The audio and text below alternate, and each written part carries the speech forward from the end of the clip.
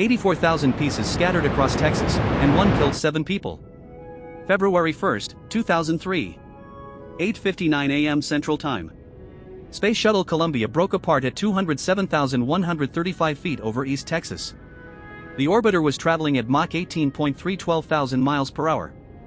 Inside were 7 astronauts 16 minutes from landing at Kennedy Space Center. They never made it. The breakup created the largest debris field in aerospace history.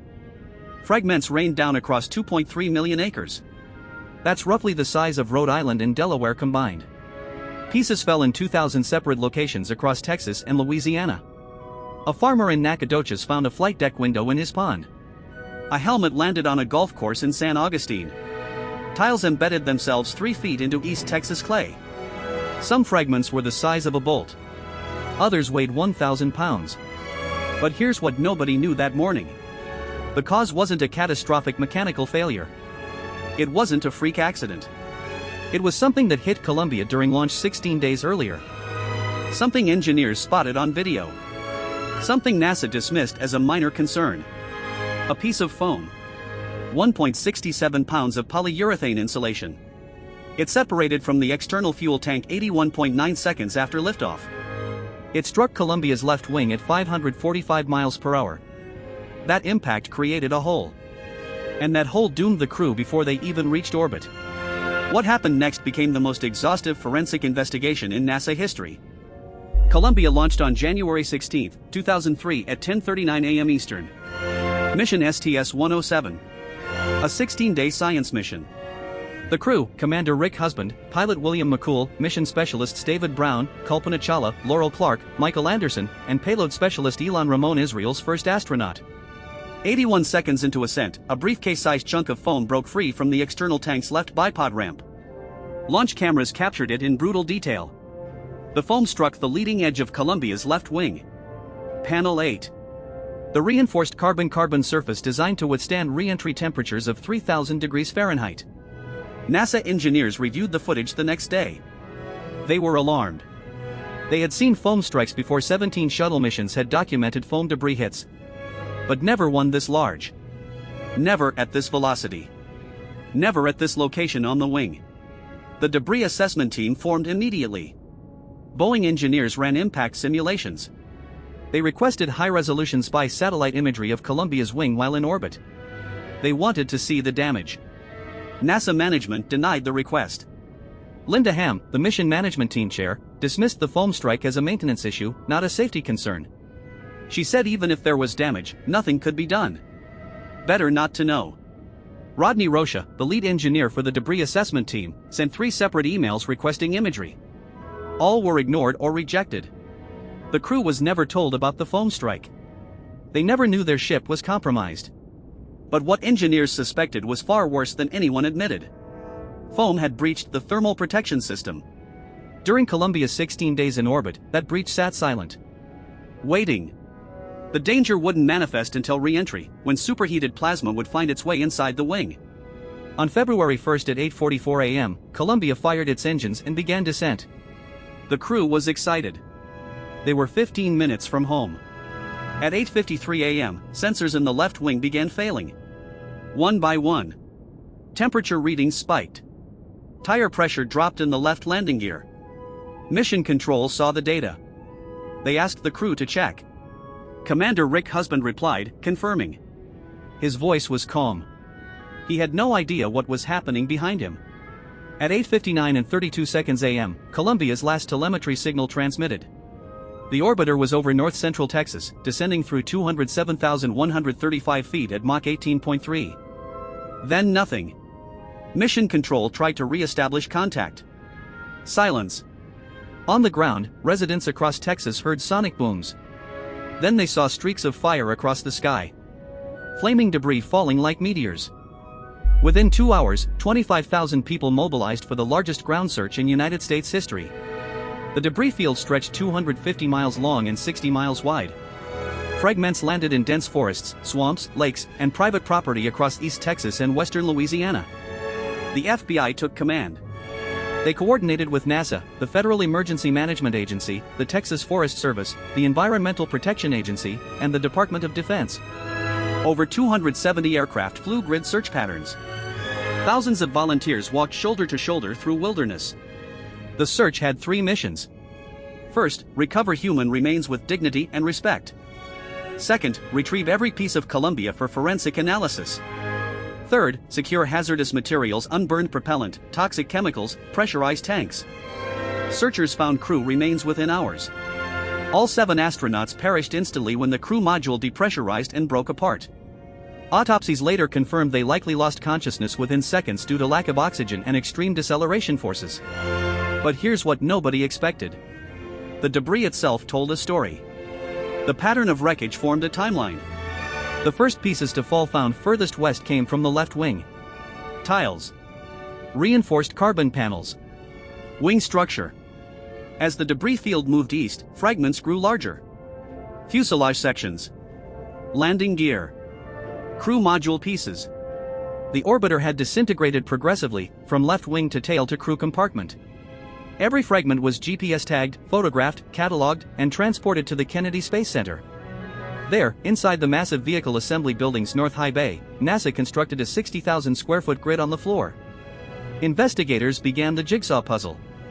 They laid out Columbia's fragments in precise spatial arrangement, recreating the orbiter's structure piece by piece. The goal: find the initial failure point. By March, they had recovered 38% of Columbia's dry weight, 84,000 individual pieces. Some were intact components. Most were twisted, scorched, unrecognizable. But the critical evidence was still missing. Panel 8. The exact section of the left wing leading edge where foam struck during launch. That panel would prove what happened. That panel would confirm what engineers suspected but management ignored. Searchers combed East Texas for months. Residents found pieces in their yards, their barns, their ponds. On March 29, a hiker in the Sabine National Forest found a large curved fragment embedded in mud. It was blackened, cracked, and bore a serial number. Panel 8. The smoking gun. Investigators examined it under microscopes and CT scanners. They found a breach, a hole approximately 10 inches in diameter near the panel's lower edge. That hole matched the foam impact location precisely. Plasma entered through that breach during re-entry. Superheated gas at 3,000 degrees Fahrenheit melted the wing's aluminum structure from the inside. Columbia had been doomed since launch. But what investigators found next was even more damning. The Columbia Accident Investigation Board formed on February 1, chaired by Admiral Harold Gemman. Their mandate: determine the cause and make recommendations to prevent future loss. By April, the evidence was overwhelming. Foam strike caused the breach. That was certain. But the board dug deeper. They wanted to know why foam struck the orbiter. Why NASA ignored engineer warnings. Why the agency's culture allowed this to happen twice, first with Challenger in 1986, now with Columbia. The board conducted 200 formal interviews. They reviewed 30,000 documents. They performed foam impact tests, firing foam projectiles at wing panels at 500 miles per hour. The results were catastrophic. Foam punched clean through reinforced carbon-carbon. Every single test. The material NASA believed could withstand minor debris impacts failed spectacularly. NASA had assumed foam was lightweight, therefore harmless. They were wrong. At 545 miles per hour, 1.67 pounds of foam carries the kinetic energy of a bowling ball dropped from a skyscraper. But here's the unbelievable part. NASA knew foam was a problem. Engineers had documented foam shedding on 65 of 79 previous shuttle flights. Foam strikes had damaged tiles on nearly every mission. Columbia itself had sustained 308 tile hits on a previous flight. Yet foam debris was reclassified over time from a critical safety issue to an accepted maintenance concern. Each successful landing normalized the risk. NASA called it an in-family event, expected, tolerated, routine. This was normalization of deviance. The exact same cultural failure that destroyed Challenger. Engineers warned about O-ring erosion for years before Challenger launched in freezing temperatures. Management overruled them. 7 astronauts died. 17 years later, engineers warned about foam strikes. Management dismissed them. 7 more astronauts died. Rodney Rocha testified before the board. He explained how his requests for imagery were ignored. How management's attitude was prove it's unsafe rather than prove it's safe. How engineers felt powerless to stop the mission. Linda Ham, the mission management team chair, defended her decisions. She insisted that even if they had seen damage, no rescue was possible. The board investigated that claim. They discovered a rescue was feasible. Atlantis was being prepared for the next shuttle mission, STS-114, scheduled for March 1st. If NASA had identified the damage during Columbia's mission, they could have accelerated Atlantis's launch. Columbia had supplies for 30 days. Atlantis could have launched by February 10th. The crew could have performed spacewalks to transfer to Atlantis. Or they could have sheltered aboard the International Space Station. 7 lives could have been saved. But NASA never looked. Never asked for imagery. Never assessed the damage. They chose ignorance. On August 26, 2003, the Columbia Accident Investigation Board released their report.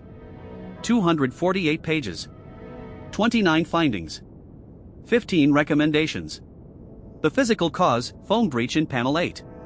Plasma intrusion. Wing structural failure. Vehicle breakup. The root cause, organizational failure. Broken safety culture. Budget pressure. Schedule pressure. Management isolation from technical experts. The report was scathing. It compared NASA's culture to Challenger's investigation. Identical failures. Identical warnings ignored. NASA's response was swift. They grounded the shuttle fleet. They redesigned the external tank. They implemented new inspection protocols, cameras, sensors, and a 50-foot robotic arm to inspect the orbiter's thermal protection system during every flight. They established a requirement: if damage was detected, the crew would shelter at the ISS until rescue. 22 more shuttle missions flew between 2005 and 2011. All returned safely. The program retired without another loss. Columbia's crew is buried at Arlington National Cemetery. Their memorial bears the mission insignia and a single line: they journeyed to the stars and returned home forever. NASA recovered 84,000 pieces of Columbia. 38% of the orbiter's mass. The fragments remain in storage at Kennedy Space Center, preserved for future study. Researchers still analyze them, learning how materials fail under extreme conditions. The investigation cost $75 million. The search operation cost $00 million. But the lessons were priceless. Columbia proved that culture kills. Not foam. Not physics. Culture. When engineers fear speaking up, disasters happen. When management dismisses warnings, people die. When success breeds complacency, risk becomes invisible. NASA institutionalized those lessons. They created the Office of Safety and Mission Assurance with direct authority to stop any launch. They mandated that engineers have access to leadership without management filters. They embraced a questioning attitude: prove it safe, don't assume. But the broader lesson extends beyond NASA. Every industry faces the same trap. Airlines. Nuclear power. Medicine. Software. Finance. Normalized deviance creeps in slowly. Small risks become acceptable. Warning signs become background noise. Until catastrophe forces a reckoning. Columbia's reassembly was more than forensic science. It was a monument to accountability. Every piece recovered, every fragment catalogued, every failure mode documented. The orbiter's shattered remains became evidence, teacher, and warning. 84,000 pieces scattered across Texas. Investigators found them, rebuilt the story, and exposed the truth. They owed the crew nothing less. If an organization can ignore engineers for 16 days while astronauts orbit, what warnings is your workplace ignoring right now? And where will those 84,000 pieces fall? Send this to someone who needs to hear it. Then subscribe for a new dark truth every day.